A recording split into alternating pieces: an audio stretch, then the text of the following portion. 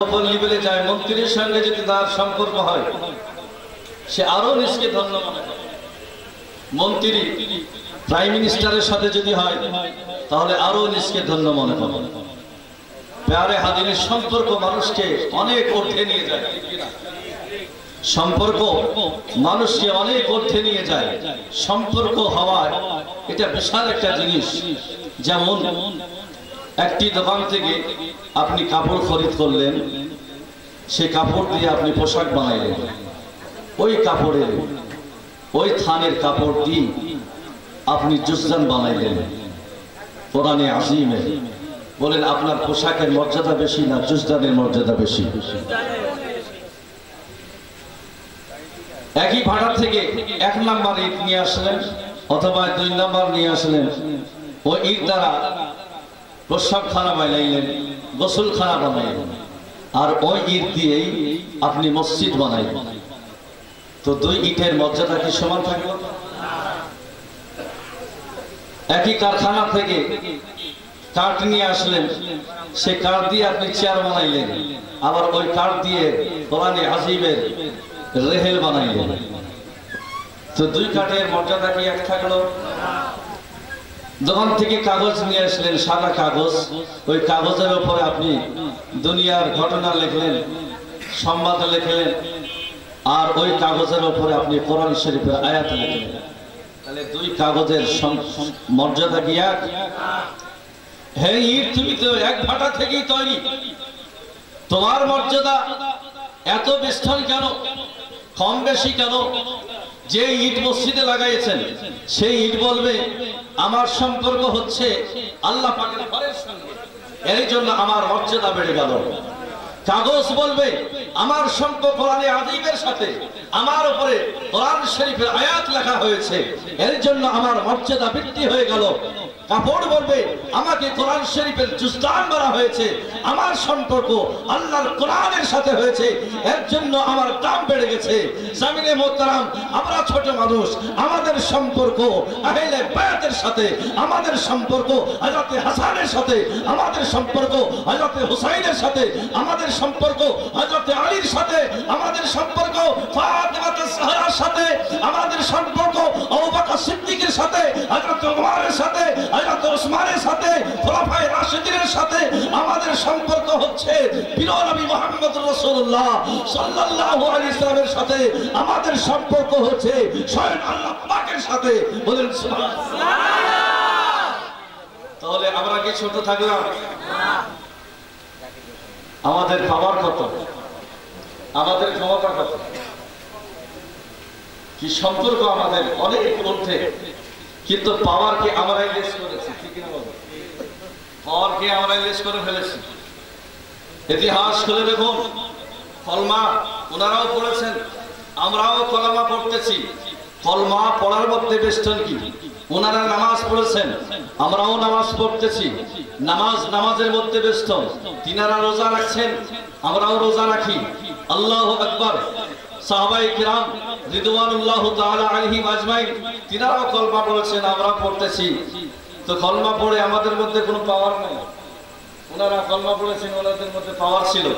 হযরত খালিদ বিন ওয়ালিদ, হযরত Abi বিন ওয়াকাস রাদিয়াল্লাহু তাআলা একটি ফৌজ নিয়ে যুদ্ধ করার জন্য যাচ্ছেন। হযরত ফারুক আযম রাদিয়াল্লাহু তাআলা নূর খিলাফতের সময় দাজলা নদী পার হতে হবে। কথা কি বুঝছেন আমার? দাজলা নদী পার হতে হবে, কিন্তু নৌকার কোনো ব্যবস্থা নাই, পার হওয়ার কোনো ব্যবস্থা নাই। নদীর ওই পারে দুশমনদের সঙ্গে লড়াই করতে হবে। মাঝখানে নদী, কিভাবে পার হওয়া যায়? আল্লাহ পাকের দ্বীনকে প্রতিষ্ঠিত করতে হবে, কিভাবে পার হওয়া যায়? আল্লাহু আকবার। হযরত খালিদ বিন ওয়ালিদ বললেন, আমরা যার গোলাম, আমরা নৌকার অপেক্ষা করি না, আমরা কষ্টির অপেক্ষা করি না। আসো আমার পিছনে, হে আমার ফৌজেরা, আমার পিছনে আসো।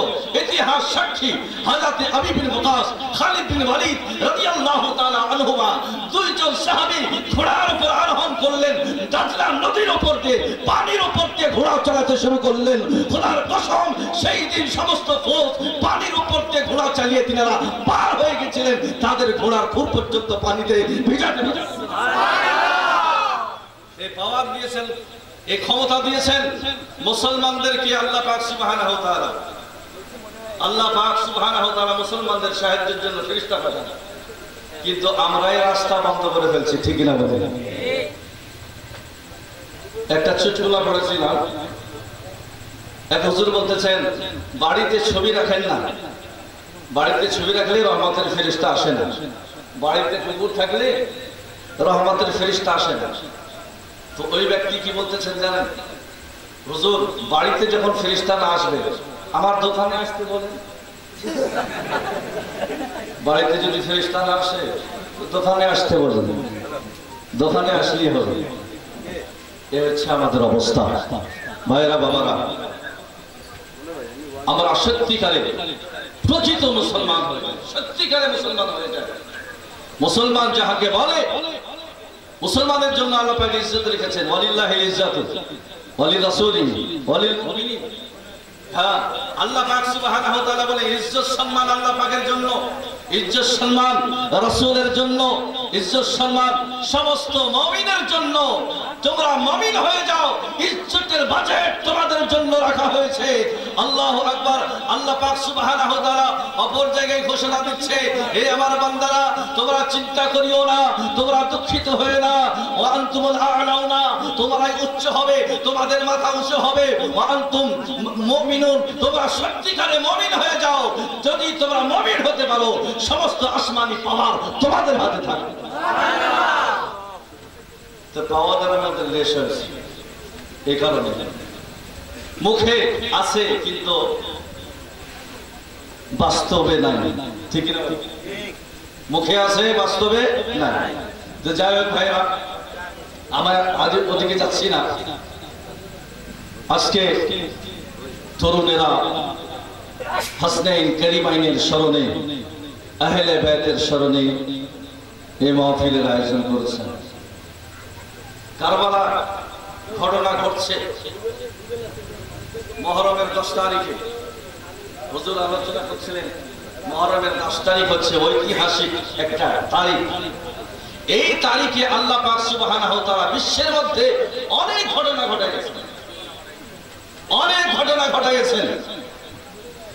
এই দিনে আল্লাহ পাক সুবহানাহু ওয়া তাআলা পৃথিবীকে সৃষ্টি করেছেন। যেদিন আল্লাহ পাক আরশ সৃষ্টি করেছেন সেই দিনটা ছিল মুহররমের 10 তারিখ। যেদিন আল্লাহ পাক লৌহ বানাইছেন সেই দিনটা ছিল মুহররমের 10 তারিখ।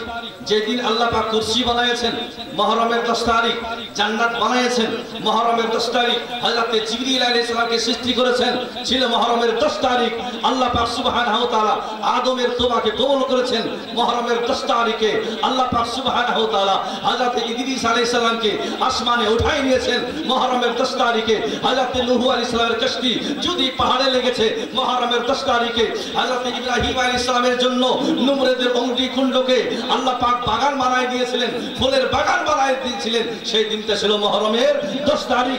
আল্লাহ পাক সুবহানাহু ওয়া তাআলা হযরত দাউদ আলাইহিস সালামের তওবাকে কবুল করেছেন মুহররমের 10 তারিখে। আল্লাহ পাক সুবহানাহু ওয়া তাআলা হযরত ইউসুফ আলাইহিস সালামকে জেল থেকে নিজাত দিয়েছেন, সেই দিনটা ছিল মুহররমের 10 তারিখ। আল্লাহ পাক সুবহানাহু ওয়া তাআলা হযরত আইয়ুব আলাইহিস সালামকে দীর্ঘ অসুস্থ থাকার সুস্থতা দান করেছেন, সেই দিনটা ছিল মুহররমের 10 তারিখ। আল্লাহ পাক সুবহানাহু ওয়া তাআলা হযরত ইয়াকুব আলাইহিস সালামকে চক্ষু ফিরাই দিয়েছেন, সেই দিনটা ছিল মুহররমের 10 তারিখ। আল্লাহ পাক সুবহানাহু ওয়া তাআলা হযরত মুসা আলাইহিস সালামকে তাওরাত শরীফ দান করেছেন মুহররমের 10 তারিখ। আল্লাহ পাক সুবহানাহু ওয়া তাআলা জাল্লা উলা হযরত সুলাইমান আলাইহিস সালামকে রাজত্ব দান করেছেন, সেই দিনটা ছিল মুহররমের 10 তারিখ। আল্লাহ পাক সুবহানাহু ওয়া তাআলা হযরত ঈসা আলাইহিস সালামকে সৃষ্টি করেছেন, এই দুনিয়ার মধ্যে পাঠিয়েছেন, সেই দিনটা ছিল মুহররমের 10 তারিখ। আল্লাহ পাক সুবহানাহু ওয়া তাআলা ঈসা আলাইহিস সালামকে জিন্দা আসমানে উঠায় নিয়েছেন, সেই দিনটা ছিল মুহররমের 10 তারিখ। আল্লাহ পাক সুবহানাহু ওয়া তাআলা এই ঐতিহাসিক তারিখটা হযরত ইমামে হুসাইন রাদিয়াল্লাহু তাআলা আনহুর কারবালার জন্য, শাহাদাতের জন্য আল্লাহ পাক নির্বাচন করেছেন। এটা হচ্ছে মুহররমের 10 তারিখ। আল্লাহ পাক সুবহানাহু ওয়া তাআলা এই পৃথিবীকে ধ্বংস করে দিবেন, সেই দিনটা হবে মুহররমের 10 তারিখ। সুবহানাল্লাহ। মুহররমের 10 তারিখ ঐতিহাসিক তারিখ।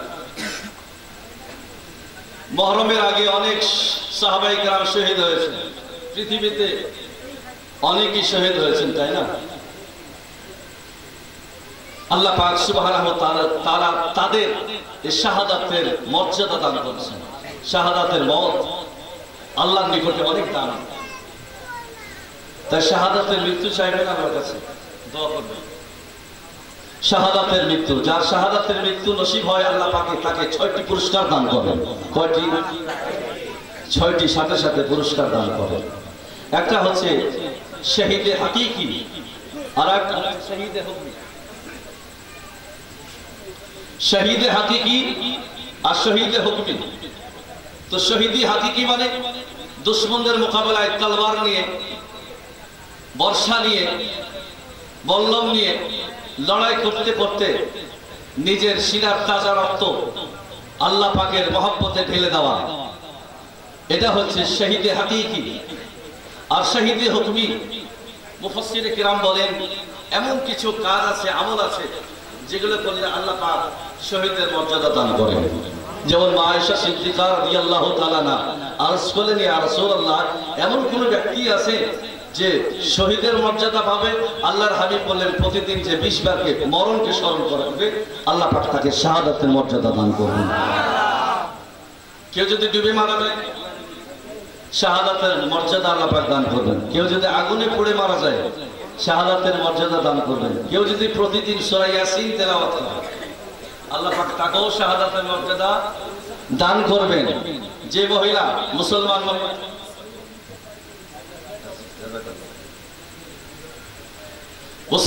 মহিলা সন্তান প্রসব করতে যদি মারা যায় আল্লাহ তাকে শাহাদাতের মওত দান করবেন, মর্যাদা দান করবেন। কেউ যদি প্রতিদিন আমার হাবিব সাল্লাল্লাহু আলাইহি সাল্লামের উপর 100 বার করে দুরূদ শরীফ পাঠ করে আল্লাহ তাকেও শাহাদাতের মর্যাদা দান করবেন। সুবহানাল্লাহ। এভাবে মুহররমের 10 তারিখের যদি ফজিলত বর্ণনা করতে যায় অনেক সময় লাগবে। কোন মুফাসসির লিখেছেন যে মুহররমের 10 তারিখ এমন একটা তারিখ, এই দিনে আপনার আবে জমজমের পানি প্রবাহিত করা হয়। এই দিনে আবে জমজমের পানি সারা পৃথিবীতে প্রবাহিত করা হয়। এই দিনে আল্লাহর হাবিব বলেছেন এই দিনে তোমরা গোসল করো, এই দিনে তোমরা গোসল করে বরকতময় দিন। এই দিনে তোমরা প্রশস্ত মনে খরচ করো নিজের পরিবারের মধ্যে, আল্লাহ পাক তোমাদেরকে বরকত দান করবেন। সুবহানাল্লাহ। প্যারে হাজির, এইভাবে অনেক ফজিলত আছে, বরকত আছে, এই মাসের তাৎপর্য আছে। যাই হোক, আমি মূল বিষয়ের দিকে আসি। আপনাদের সম্মুখে আয়াতে কারিমা আমি তেলাওয়াত করেছি, কুল লা আসআলুকুম আলাইহি আজরা। হে দোস্ত আপনি বলে দিন, হে দোস্ত মনোযোগ দিয়ে শুনবেন। আপনারা ক্লান্ত হচ্ছেন না তো? বিরক্ত হচ্ছেন না তো? আজকে ইমাম হাসান হোসেন দেখতে চান, আমার ভক্তরা কতক্ষণ পর্যন্ত থাকে দেখি, শেষ পর্যন্ত আমার আলোচনা তারা শুনবে কিনা। হযরত ইমাম হোসেন দেখতে পারেন কি পারেন না? ইমাম হোসেন দেখছেন কি দেখছেন না? ইমামে হাসান দেখছেন কি দেখছেন না? শহীদানে কারবালা আমাদেরকে দেখতেছেন কি দেখতেছেন না? হ্যাঁ দেখতেছেন। একটা মোবাইল দিয়ে যদি সারা বিশ্বকে দেখা যায় তাহলে আল্লাহ পাক সুবহানাহু ওয়া তাআলা এই মানদিয়াতের মধ্যে যদি এত পাওয়ার দিয়ে থাকে তাহলে আল্লাহ পাক আপন প্রিয় বান্দাদেরকে কত পাওয়ার দিয়েছেন, ঠিক কি না বলেন? আল্লাহ পাক তাদেরকে পাওয়ার দিয়েছেন, তিনারা দেখতে পাচ্ছেন। এই আকীদা বিশ্বাস আমাদের রাখতে হবে ভাইরা বাবারা। তো আল্লাহ পাক বলতেছেন কুল, হে দোস্ত বলে দিন, লা আসআলুকুম আজরা, তোমাদের কাছে আমি কোনো প্রতিদান চাই না, কোনো বদলা চাই না। আল্লাহ নবী যে কষ্ট করেছেন, ইসলাম প্রতিষ্ঠিত করেছেন, আমাদের ঘরে ঘরে ইসলাম পৌঁছায় দিয়েছেন, এর বদলে আমরা কিছু দিতে পারবো আমার নবীকে? বলেন, এর বদলা আমরা দিতে পারবো? আমার নবী যদি চাই এই বদলাটা আমাকে দাও, আমি কষ্ট করে ইসলামের জন্য, তোমরা এই বদলাটা দাও, তো উম্মতের পক্ষে বদলা দেওয়া সম্ভব না। যে অনুগ্রহ তিনি করেছেন এর বদলা দেওয়া সম্ভব। একজন উর্দু কবি বলেছেন, उमर भर करके गुलामी भी चुका सकते नहीं, उमर भर करके गुलामी भी चुका सकते नहीं, कुल जहां आपका एहसान रसूल राबी। আল্লাহর হাবিব বলতেছেন আমি তোমাদের কাছে কোনো বদলা চাই না। এটা কে বলেছেন? আল্লাহ পাক বলেছেন। দোস্ত আপনি বলে দিন, আমি কোনো বদলা চাই না। ইসলামের জন্য আমি কষ্ট করেছি, এর বদলা আমি চাই না। ইসলামের জন্য আমি পাথর খেয়েছি, এর বদলা আমি চাই না। তোমাদের জন্য আমি রক্তাক্ত হয়েছি, এর বদলা আমি চাই না। তোমাদের জন্য আমি অপমানিত হয়েছি, এর বদলা আমি চাই না। আল্লাহর হাবিব ইসলাম প্রচার করতে যে কত না কষ্ট করেছেন। আল্লাহর নবী যখন রাস্তা দিয়ে হাঁটতেন, কাফের মুশরিকরা কাঁটা বিছায় দিত, আল্লাহর নবী কাঁটার উপর দিয়ে হেঁটে ইসলামের দাওয়াত দিয়েছেন, ঠিক কিনা ভাইরা? আমার নবী সাল্লাল্লাহু আলাইহি সাল্লাম যখন রাস্তা দিয়ে হেঁটে যেতেন, কাফের মুশরিকরা আমার নবীর গলার মধ্যে গামছা দিয়ে টানাটানি করত। আল্লাহর হাবিব এটাও বরদাস্ত করেছেন, তারপরও তিনি ইসলামের দাওয়াত দিয়েছেন। আল্লাহর হাবিব সাল্লাল্লাহু আলাইহি সাল্লাম তায়েফের ময়দানে ইসলামের দাওয়াত দিতে গিয়েছেন।